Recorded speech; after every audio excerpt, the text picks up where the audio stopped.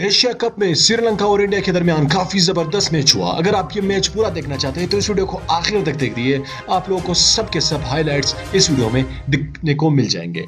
दोस्तों, इंडिया और श्रीलंका के दरमियान काफी ज्यादा बेहतरीन मैच हुआ, लेकिन अगर आप उनके हाइलाइट्स को मुकम्मल तौर पर देखना चाहते हैं और ये लाइव भी काफी ज्यादा मैचेस देखना चाहते हैं तो हम आपको एक सिंपल ऐप बताएंगे जिसको आप डाउनलोड करने के बाद बिना किसी एड्स के, बिना किसी झंझट के वो मैच पूरा का पूरा देख सकते हैं और बाकी एशिया कप के मैचेस भी देख सकते हैं। साथ में आप इंडिया के और श्रीलंका के हाइलाइट्स भी देख सकते हैं।